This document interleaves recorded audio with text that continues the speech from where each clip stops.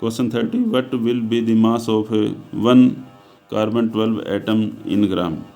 मास निकालना है 1 carbon 12 atom का इन ग्राम में। तो हमको पता है 1 मोल जो कार्बन 12 एटम होते हैं उसमें कितने एटम्स होते हैं, 6.02 × 10⁻23 एवोगैड्रो नंबर एटम के बराबर, और कार्बन का जो भार होता है वो 12 ग्राम होता है। तो हमके पता चल गया 6.02 × 10⁻23 एटम्स ऑफ कार्बन 12 हैव मास 12 ग्राम। तो एवोगैड्रो नंबर जो उसके मोलर मास के बराबर होते हैं, तो इतने एटम्स में है 12 ग्राम मास, तो एक एटम का मास कितना होगा, तो इतने एटम्स का मास है 12 ग्राम, तो एक एटम्स का होगा, इसे भाग दे देंगे 12/6.02 × 10⁻23, ये काटेंगे तो ये आ जाएगा 1.9927 10⁻23 ग्राम।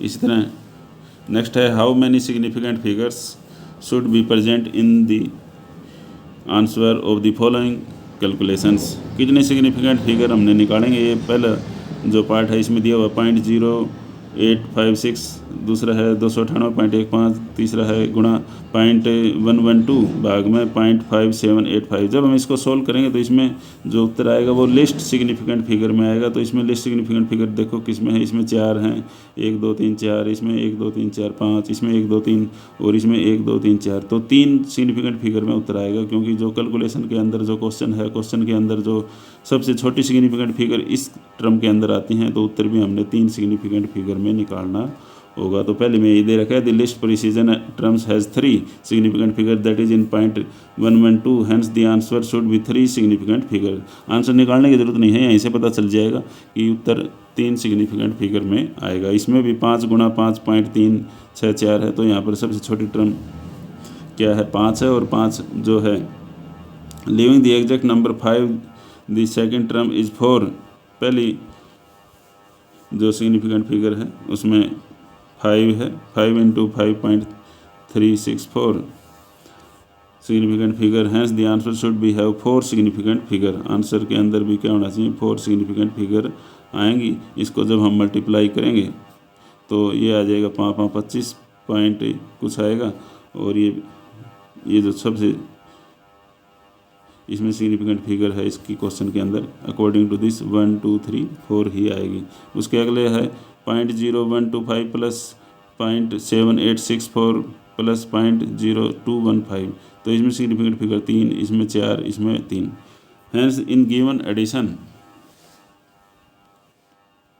The list number of decimal places is the term is 4, hence the number should be 4 significant figure. इसमें 4 सिग्निफिकेंट फिगर होंगे, ये जो पॉइंट के बाद में जो 0 है इसमें 4 सिग्निफिकेंट फिगर आंसर आएगा। नेक्स्ट क्या कहता है, use the given data in the following table, calculate the molar mass of naturally occurring argon.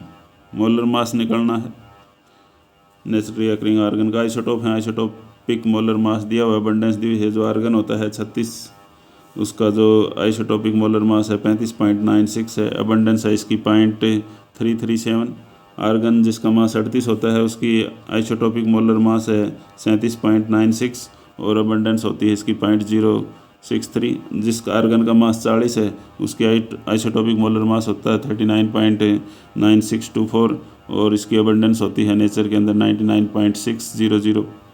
तो मोलर मास यदि हम आर्गन का निकालेंगे तो सबका सम करेंगे और इस फार्मूले से निकालेंगे मल्टीप्लाई करके।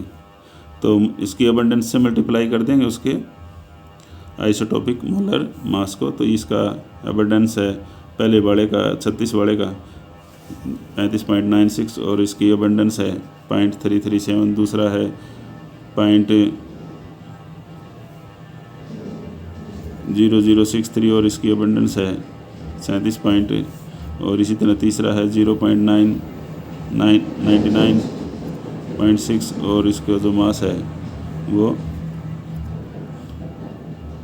39 है। इन सब को हम कैलकुलेट करेंगे, वैल्यू पुट करेंगे तो ये आ जाएगा 39.94 ग्राम पर मोल। तो अबंडेंस से हमने इसको मल्टीप्लाई कर दिया था। ये तो था 35 और ये था 0.0037, ये था 0.0063 और ये था 0.99 को इसको भाग देंगे तो 39 0.66, मतलब नीचे सबको 100 से भाग भी हम देंगे परसेंटेज के हिसाब से। उसके बाद में है क्वेश्चन नंबर नेक्स्ट।